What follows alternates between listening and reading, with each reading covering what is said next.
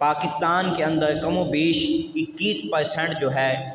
وہ بینکی نظام یا کاروباری نظام، تجارتی معاملات وہ سود پہ چل رہے ہیں۔ 21% پاکستان کا جو پیسہ ہے وہ سود کے لیے وقف کیا جاتا ہے یا سود والوں کو دیا جاتا ہے،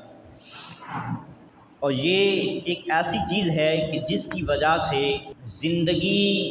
میں بہت سی مشکلات کا انسان کو سامنا کرنا پڑتا ہے۔ اللہ نے انسان کو بنایا، اس کو ایک نفس دیا، اور نفس کو مارنے کا اس کائنات میں کوئی بھی طریقہ نہیں ہے، کوئی بھی ہتھیار نفس کو مارنے کا اس میں نہیں ہے سوائے ایک ہتھیار کے، وہ ہے اس کو بھوکا رکھنا۔ اسی لیے اللہ نے ایک ماہ کے روزے ہم پہ فرض کیے کہ نفس کو نہ نماز مار سکتی ہے، نہ حج مار سکتا ہے، نہ زکوٰۃ مار سکتی ہے، نہ جہاد مار سکتا ہے۔ نفس کو اگر کسی نے مارنا ہے تو وہ اس کو بھوک نے مارنا ہے، اور یہ پیٹ ہے اللہ نے لگا دیا ہے۔ آج دیکھ لیں اس کائنات میں سب سے بڑا کاروبار، اس کائنات میں پوری دنیا کے اندر سب سے بڑا کاروبار جو کیا جا رہا ہے وہ فوڈ کا ہے، کھانے پینے کا ہے، اور انسان اپنی زندگی پہ غور کر لے تو سارا سسٹم انسان کا جو چل رہا ہے، کیسے وہ زندگی گزارتا ہے، پھر بلوغت کی عمر کو پہنچتا ہے، پڑھائی کرتا ہے، اسٹڈی اپنی مکمل کر کے مشن اس کا ایک ہی ہوتا ہے کہ اچھی جاب مل جائے گی، کھانے پینے کو پیسے آ جائیں گے، یعنی کہ انسان کی جو ساری زندگی ہے وہ کھانے پینے میں ہی گزر جاتی ہے۔ تو اللہ کے محبوب علیہ السلام نے جہاں ہمیں دیگر عبادات کے حوالے سے تعلیمات فراہم کی، وہاں تجارتی معاملات اور نیچی معاملات میں بھی ہماری رہنمائی فرمائی ہے۔ اس حوالے سے قرآن پاک میں کئی ایک مقامات پر خالق کائنات نے بڑی وضاحت کے ساتھ ارشاد فرما دیا، بالخصوص تیسرے پارے میں آیت نمبر 275 سے 76، 77، 78 تک یہ جو 3-4 آیات ہیں، مکمل پیریڈ اللہ تعالیٰ نے اس میں بیان فرما دیا ہے۔ تو اللہ تعالیٰ نے 2 چیزیں بالخصوص اس آیت میں بیان فرمائی۔ آج کا موضوع نہایت ہی اہم ہے، اور میں بھی کوشش کروں گا کہ آپ کو سمجھ آ جائے، آپ بھی اپنی توجہ کے ساتھ اس کو سماعت فرمائیے گا، کیونکہ یہ ہماری زندگی کا سب سے اہم ترین میں سمجھتا ہوں موضوع ہے، کہ جس کی وجہ سے آج ہم اتنی مشکلات کا سامنا کر رہے ہیں۔ اس کی بیسک وجہ یہ ہے کہ ہم نے سود کا لین دینی جو معاملات ہیں اس کو سمجھا ہی نہیں۔ حضرت عمر بن خطاب رضی اللہ تعالیٰ عنہ کا زمانہ تھا، آپ کی خلافت تھی، اور آپ نے ایک دن اپنے بازار کا وزٹ کیا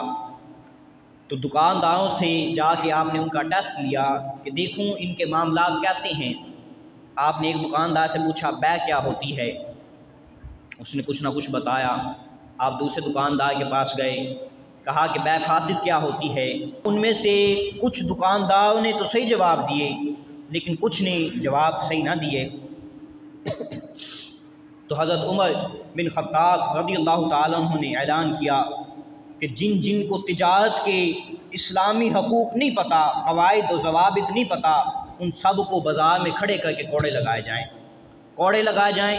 پھر انہیں مدرسے میں داخلہ دیا جائے کہ وہ سیکھیں کہ تجارت ہوتی کیا ہے، اس کے قواعد کیا ہیں، ناپ تول کس طرح کیا جاتا ہے، بیع کس طرح ہوتی ہے۔ تو یہ وہ دور تھا، سنہری دور اسلام کا، کہ جس طرح ایسے حکمران ہو، عوام کے ایسے معاملات ہوں، تو پھر اللہ نے وہ زمانہ دکھایا۔ اس ایکٹیویٹی کی وجہ سے پھر لوگ اپنی زکوٰۃ کا پیسہ، صدقات کا پیسہ لے کے نکلتے تھے، لیکن لینے والا کوئی نہیں ہوتا تھا۔ کائنات جل جلالہ قرآن مجید فرقان حمید میں ارشاد فرماتا ہے، سنیں، اللہ تعالیٰ فرماتا ہے الذین یأکلون الربا لا یقومون الا کما یقوم الذی یتخبطہ الشیطان من المس۔ اللہ تعالیٰ فرماتا ہے جو شخص سود کھاتا ہے، یا جو لوگ سود کھاتے ہیں، کل قیامت والے دن وہ اس طرح اٹھائے جائیں گے کہ گویا وہ پاگل ہو چکے ہوں گے، شیطان نے انہیں پاگل کر دیا ہوگا۔ وہ چلیں گے، ان کے اعضاء ان کا ساتھ نہ دیں گے، ان کی حرکتیں پاگلوں والی ہوں گی، ذہن ان کا ساتھ چھوڑ جائیں گے۔ کس وجہ سے؟ کہ وہ سود لیتے تھے۔ یأکلون الربا کا لفظ اللہ نے استعمال کیا۔ ربا عربی میں کہتے ہیں سود کو، اردو میں سود سود ہوتا کیا ہے؟ سود کی تعریف سن لیں۔ سود یہ ہے کہ ایک شخص کو میں 10 روپے دوں اور 10 روپے کے ساتھ اس سے میں کہوں کہ 1 ماہ کے اندر یا 1 سال کے اندر، 1 سال بعد تم نے یہ 10 روپے بھی مجھے دینے ہیں اور ہر ماہ 1 روپیہ تمہیں مجھے دینا ہے۔ یعنی کہ سال بعد 10 روپے یہ والے، 12 روپے وہ والے، 22 روپے تم نے مجھے دینے ہیں۔ تو اب 10 روپے اس کی اصل قیمت ہے، 12 روپے جو اوپر اضافی وہ چارج کر رہا ہے وہ سود کے ہیں۔ یہ ہے سود کہ سود میں 2 چیزیں ہوتی ہیں کہ اصل رقم سے زائد رقم لینا اور ٹائم دینا، کہ 1 ماہ تک، 1 دن تک، 1 سال تک، 6 ماہ تک، کہ اس تاریخ تک اگر تم نے دے دیے تو اتنے ہیں، اس کے بعد تمہارا سود جو ہے وہ ڈبل ہوتا چلا جائے گا۔ یہ سود کہلاتا ہے۔ اللہ تعالیٰ فرماتا ہے جو سود لیں گے کل قیامت والے دن وہ پاگلوں کی طرح اٹھیں گے۔ ذالک بانہم قالوا انما البیع مثل الربا، اور کچھ لوگوں نے تو یہ کہہ دیا کہ جو بیع ہے یعنی کہ لین دین ہے، تجارت ہے، وہ سود کی طرح ہے۔ سود اور بیع ایک ہی چیز ہوتی ہے۔ اللہ تعالیٰ فرماتا نہیں، سود اور چیز ہے، لین دین تجارتی معاملات اور چیز ہے، تو یہ سود بیع کی طرح نہیں ہو سکتے۔ وَأَحَلَّ اللَّهُ الْبَيْعَ وَحَرَّمَ الرِّبَا، اللہ تعالیٰ نے تجارت کو حلال قرار دے دیا ہے اور سود کو حرام قرار دے دیا ہے۔ سود حرام ہو چکا ہے۔ فَمَنْ جَاءَهُ مَوْعِظَةٌ مِّن رَّبِّهِ فَانتَهَىٰ فَلَهُ مَا سَلَفَ، تو جسے اس کے رب سے پاس نصیحت آ گئی کہ ایک بندہ سود لیتا تھا، اللہ نے احکام نازل کیے، کسی علماء سے یا آئمہ دین سے اس نے مسئلہ سن لیا، وعید سن لی، اور سود نہ لینے والے کے متعلق اللہ نے جو احکام نازل کیے وہ سن لی، اس کا دل بدل گیا، توبہ کر لی، تو یہ کہ اس کے پاس نصیحت آئی اور اس نے قبول کر لی،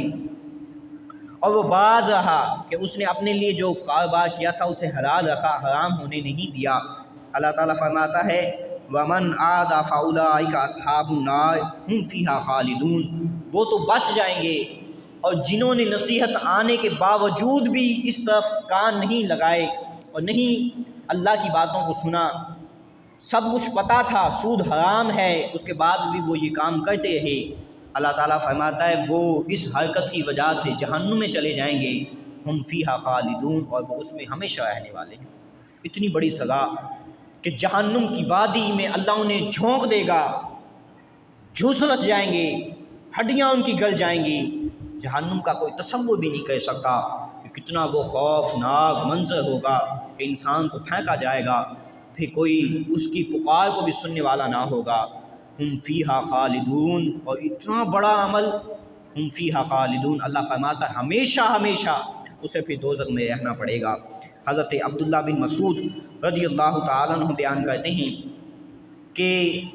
سود اگرچہ بہت زیادہ ہو دنیا کی معاملات کے لحاظ سے، کہ 10 روپے کے عوض 12 روپے مفت مل رہے ہیں، کہ 10 روپے دیے تھے 12 مل رہے ہیں، 22 روپے بن گئے، تو مزے ہیں، زیادہ مل رہا ہے۔ حضرت عبداللہ بن مسعود فرماتے حضور نے فرمایا کہ سود اگرچہ دنیا میں تو بہت زیادہ ہو، لیکن اس کا انجام مال کی کمی پہ ہوتا ہے، انجام مال کی کمی پہ ہوتا ہے، کہ وہ مال جو اس نے کمایا ہے سود کے لحاظ سے، سود لے لے کے جو اس نے مال بنایا تھا، اللہ فرماتا ہے وہ مال اس کے کام نہیں آتا، وہ ضائع ہو جاتا ہے، اس کو بیماریاں آ جاتی ہیں اس کے علاج میں لگا دیتا ہے، مشکلات آ جاتی ہیں اس میں لگا دیتا ہے، کوئی مصیبت آن پڑتی ہے اس میں لگا دیتا ہے، وہ جو کاروبار کر رہا ہے اس میں خسارہ ہو جاتا ہے وہ اس میں لگا دیتا ہے، اس کا مال جمع ہوتا نہیں ہے، اس مال میں برکت نہیں ہوتی، اللہ برکت کو اٹھا لیتا ہے۔ وما اصابکم من مصیبت الا ما کسبت، اللہ فرماتا ہے انسان کو جو بھی کوئی مصیبت آتی ہے دنیا کے اندر وہ اس کے اپنے ہاتھوں کی وجہ سے آتی ہے، وہ جو اس نے اپنے ہاتھوں سے کمایا تھا اس کمانے کی وجہ سے اللہ اس کو مصیبت میں ڈال دیتا ہے۔ انسان اچھا کمائے گا، اچھا کھائے گا تو وہ اچھی ایکٹیویٹی پیش کرے گا، اور سود یا حرام روزی وہ کھائے گا تو اس کی صحت بھی خراب ہو جائے گی۔ اور یہ بات ہمیشہ میں کہتا ہوں کہ انسان کی صحت کا جو تعلق ہے وہ روح کے ساتھ ہے، جب انسان کی صحت پاکیزہ ہوگی تو اس کی روح بھی پاکیزہ ہو جائے گی۔ اور اکثر میں یہ بتاتا ہوں کہ جو معدہ ہے یہ جب ڈسٹرب ہوتا ہے تو اس کے ساتھ انسان کی روح بھی ڈسٹرب ہو جاتی ہے، یہ چڑچڑاپن، طبیعت میں غصہ آنا زیادہ، بولنا نہ، غصے کی حالت رہنا، چپ چپ رہنا اور لوگوں کے ساتھ تلخ کلامی کرنا، یہ اس کے معدے کی وجہ سے ہوتا ہے۔ جس بندے کا معدہ خراب ہوتا ہے اس کی روح بھی بے چین ہو جاتی ہے۔ تو جو شخص حرام کھاتا ہے، لقمہ اس کے پیٹ میں جب جاتا ہے تو وہ وبال بن جاتا ہے، اس کی طبیعت پہ صحیح نہیں ہوتی۔ آج دیکھ لے ہزاروں بیماریاں ایسی موجود ہیں، وہ بلڈ پریشر ہو، وہ گردوں کا امراض ہو، وہ پھیپھڑوں کے امراض ہوں، جس طرح کے بھی ہیں۔ آپ دیکھیں گے اتنی بڑی بڑی بیماریاں کیوں ہیں، اور یہ امیر لوگوں کو کیوں ہوتی ہیں؟ آپ نے کبھی نوٹ کیا ہے؟ ایک عام دیہڑی دار بندہ ہے، وہ سکون کی نیند سوتا ہے، امیر لوگوں کی نیندیں حرام ہوئی ہوتی ہیں، کیونکہ ان کا مال جو ہے وہ اچھا نہیں ہے، ان کے ذرائع مال کے جو ہے وہ اچھا نہیں ہے، ان کے مال میں گڑبڑ ہے کہیں نہ کہیں۔ آقا علیہ الصلوۃ والسلام نے ارشاد فرمایا ایک وقت ایسا آئے گا اس امت پہ، صحیح مسلم میں حدیث پاک موجود ہے، کہ لوگوں کو خبر ہی نہیں ہوگی کہ میرا مال حرام کا ہے یا حلال کا ہے، بس اسے یہ فکر ہے کہ مال آتا کہاں سے ہے اور آتا کتنا ہے، زیادہ سے زیادہ میرے پاس مال آنا چاہیے، یہ وہ بھول جائے گا یہ حرام کا ہے یا حلال کا ہے۔ حضور علیہ الصلوۃ والسلام نے پھر مسلم فرمایا جو لوگ ایسے ہوں گے اللہ لعنت فرماتا ہے، اور محبوب علیہ الصلوۃ والسلام کی بھی لعنت ہے۔ اب غور کریں کہ ایک ذات جس کو اللہ نے رحمت للعالمین بنا دیا ہو، کہ دشمن جس کو اتنی تکالیف دیتے ہوں، محبوب علیہ الصلوۃ والسلام نے ان دشمنوں کو بھی اپنا معاف کر دیا ہو جنہوں نے محبوب علیہ الصلوۃ والسلام کے زخمی کیے، رخسار کو زخمی کیا، غلاظت کی بڑی اوجڑیاں محبوب علیہ الصلوۃ والسلام کے کاندھوں پہ ڈالی، طائف کے میدان میں کھڑے ہو کر محبوب علیہ الصلوۃ والسلام کو روزے کی حالت میں پتھر برسائے گئے، خون آلود ہو گیا، لیکن محبوب نے ان کو بھی معاف کر دیا، کیونکہ حضور نے فرمایا مجھے اللہ نے رحمت للعالمین بنا کے بھیجا ہے۔ لیکن غور تو کر اے انسان، کتنا دل محبوب علیہ الصلوۃ والسلام کا دکھا ہوگا جب حضور نے لعنت فرمائی ہوگی اس شخص پہ کہ جو سود لیتا ہے، کہ ایک شخص جو رحمت للعالمین ہے، جسے غصہ آتا ہی نہیں، جو رحمت بن کے آیا ہے ساری کائنات کے لیے، وہ جب لعنت کر رہا ہے تو سوچے وہ کس حد تک جا کے، کس قدر وہ مجبور ہو کے لعنت کر رہا ہوگا۔ تو اسے پتہ چلتا ہے یہ سود لینے والا معاملہ کوئی چھوٹا معاملہ نہیں ہے، یہ بہت بڑا معاملہ ہے۔ حضرت جابر رضی اللہ تعالیٰ عنہ فرماتے ہیں حضور علیہ الصلوۃ والسلام نے ارشاد فرمایا کہ چار آدمیوں پر اللہ نے لعنت فرمائی ہے، محبوب علیہ الصلوۃ والسلام نے بھی لعنت فرمائی ہے۔ فرمایا ان میں سے پہلا سود کھانے والا جو سود کھاتا ہے، حضور نے فرمایا دوسرا سود کھلانے والا جو کھلاتا ہے، وہ بینک کے ذریعے ہو یا وہ خود کسی کو دے دے کہ میں سود کے طور پہ تجھے دے رہا ہوں کھا لو۔ سود کھانے والا، سود کھلانے والا، اور سود کے مابین گواہی دینے والا، اور تیسرا سود لکھنے والا، چار لوگوں پر اللہ کے محبوب علیہ الصلوۃ والسلام نے لعنت فرمائی ہے۔ حضرت عبداللہ بن سلام رضی اللہ تعالیٰ عنہ بیان فرماتے ہیں حضور علیہ الصلوۃ والسلام نے ارشاد فرمایا انسان سود کا جو ایک درہم وصول کرتا ہے وہ اللہ کے نزدیک 33 بار زنا کرنے سے بھی زیادہ سختناک ہے۔ ایک روپیہ، ایک پیسہ انسان اگر جو سود کا لیتا ہے، گویا اس نے 1 روپیہ سود کا نہیں لیا، اس نے 33 بار زنا کیا ہے، 33 بار اس نے زنا کیا ہے۔ اور اگلی حدیث اس سے زیادہ خطرناک ہے، زیادہ خطرناک۔ حضرت برا بن عازب رضی اللہ تعالیٰ عنہ فرماتے ہیں آقا علیہ الصلوۃ والسلام نے ارشاد فرمایا جو شخص سود لیتا ہے، سود کے 72 حصے ہیں، 72 حصے، 72 سٹیپ بائی سٹیپ، اور سب سے ہلکا، سب سے ادنا جو سود لینے کا سٹیپ ہے وہ یہ ہے کہ گویا اس نے اپنی ماں کے ساتھ زنا کر لیا ہو۔ حضرت عبداللہ بن مسعود رضی اللہ تعالیٰ عنہ فرماتے ہیں کہ جس قوم میں زنا اور سود کی کثرت ہو جائے، کہ اس قوم میں زنا بھی عام ہو جائے، سود بھی عام ہو جائے، تو اللہ تعالیٰ اس قوم پہ 2 عذاب نازل کرتا ہے۔ ایک یہ ہے کہ اس کو اللہ وہ قحط سالی میں مبتلا کر دیتا ہے، ان کا لنگر ختم ہو جاتا ہے، ان کا مال، ان کی گندم ختم ہو جاتی ہے۔ اور دوسرا جو عذاب اللہ نازل کرتا ہے اس قوم پہ وہ یہ ہے کہ وہ دشمن کا رعب ان پہ طاری ہو جاتا ہے، پھر ان کی جو پاور ہوتی ہے وہ ختم ہو جاتی ہے۔ آقا علیہ الصلوۃ والسلام کی ان فرامین کے بعد خالق کائنات اگلی آیت میں ارشاد فرماتا ہے کہ یمحو اللہ الربا ویربی الصدقات، کہ اللہ تعالیٰ جو سود ہے اس کو ختم کر دیتا ہے، مٹا دیتا ہے، ویربی الصدقات، اور صدقات کو بڑھا دیتا ہے۔ کہ ایک انسان جو سود لیتا ہے اگرچہ دنیا میں تو اس کو منافع مل رہا ہے لیکن اس کے مال میں برکت نہیں ہوتی، ختم ہو جاتا ہے۔ ویربی الصدقات، جو انسان صدقہ دیتا ہے اس کے مال کو اللہ بڑھا دیتا ہے، زیادہ کرتا چلا جاتا ہے۔ وہ ایک اللہ کی بارگاہ میں دیتا ہے، اللہ 10 دنیا میں دیتا ہے، 70 آخرت میں عطا فرما دیتا ہے۔ پھر وہ 10 کو دے 100 ملتے ہیں، 100 کو دے 1000 ملتے ہیں، 1000 دے 10,000 ملتے ہیں۔ جتنا وہ اللہ کے ساتھ تجارت کرتا چلا جائے گا صدقے کے لحاظ سے، اللہ تعالیٰ اس کے مال میں اس قدر اضافہ فرماتا چلا جائے گا۔ واللہ لا یحب کل مختال نسیم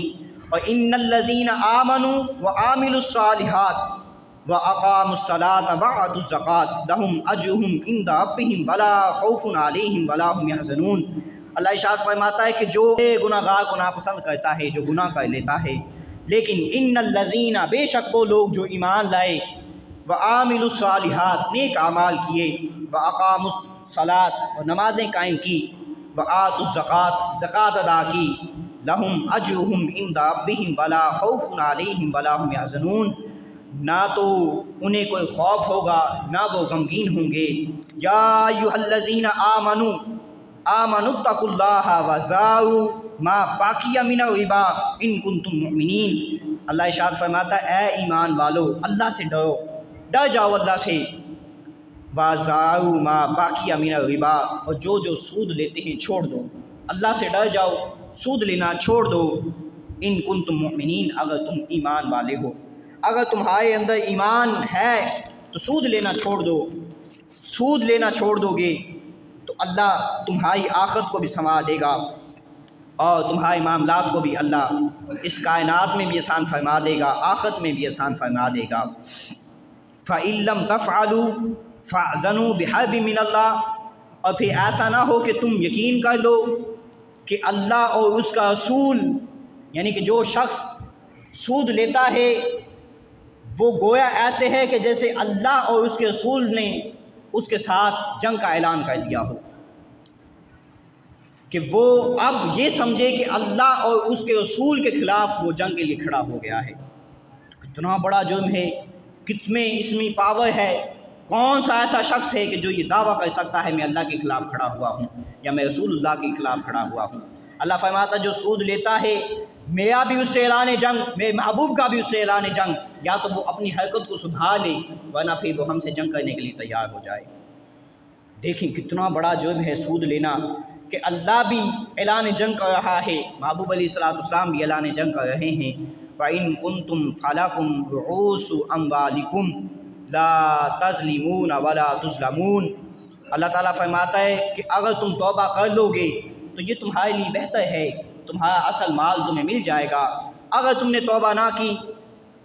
تو تم ظالم ہو جاؤ گے، اور جو ظلم کرتا ہے پھر اللہ بھی اسے معاف نہیں کرتا۔ پھر وہ یہ نہ سمجھے کہ میں یہاں ظلم کروں گا آخرت میں بچ جاؤں گا، اللہ تعالیٰ فرماتا نہیں، تو یہاں ظلم کر پھر آخرت میں دیکھ ہم تمہارے ساتھ کیا کرتے ہیں۔ تو سود کا معاملات اس قدر سخت ہے اور خطرناک ہے۔ وَإِن كَانَ ذُو عُسْرَةٍ فَنَظِرَةٌ إِلَىٰ مَيْسَرَةٍ، اور اگر قرض دار تنگی کی حالت میں، کہ ایک شخص نے قرض دیا کسی کو، اب اس کی میعاد بھی مقرر ہو گئی کہ سال بعد جتنا میں تمہیں دے رہا ہوں اتنا تم نے مجھے واپس دینا ہے، اور اس کے علاوہ اتنا ٹیکس ہے کہ وہ بھی تم نے ادا کرنا ہے، لیکن ایسا معاملات میں نہیں ہوتا کہ ایک شخص وہ رقم دے دیتا ہے کہ 10 روپے لے جاؤ، سال بعد 10 ہی مجھے دے دینا، سود نہیں لینا، میں نے 10 دی ہیں 10 ہی واپس دے دینا، لیکن سال بعد اس سے وہ 10 روپے بھی نہیں بن پاتے،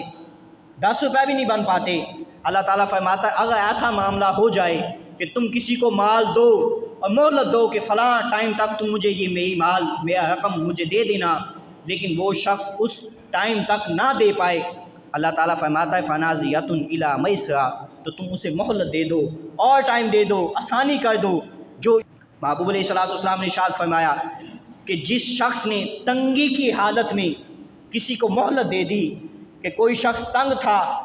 اس نے پیسے واپس کرنے تھے لیکن نہ بن سکے، اور جس کا قرض اس سے لینا تھا اس نے بھی مہلت دے دی، یار تجھ سے نہیں بن سکے، جا 1 سال کا ٹائم تجھے اور دیا، محبوب علیہ السلام ارشاد فرماتے ہیں اللہ کل قیامت والے دن اسے اپنے سائے میں جگہ عطا فرمائے گا، اور وہ دن وہ ہوگا کہ جس دن اللہ کے سائے کے علاوہ کوئی سایہ موجود نہ ہوگا، اللہ اس کو اپنے سائے میں جگہ عطا فرمائے گا۔ محبوب علیہ السلام نے ارشاد فرمایا جو تنگ دست کے لیے کشادگی کرتا ہے اس کو آسانی دے دیتا ہے، اس کو چھوڑ دیتا ہے، اللہ اس کو 2 انعام عطا فرماتا ہے، 2 انعام، کہ کوئی تنگ دست تھا، اس نے اس کی مدد کی، اللہ 2 انعام اسے عطا فرماتا ہے۔ کیا؟ پہلا انعام یہ ہے کہ اللہ اس کی مصیبت کو دور فرما دیتا ہے، اللہ اس کی مصیبت کو دور فرما دیتا ہے۔ دوسرا جو اللہ اسے انعام دیتا ہے وہ یہ ہے کہ اللہ اس کی ہر دعا کو قبول فرما لیتا ہے۔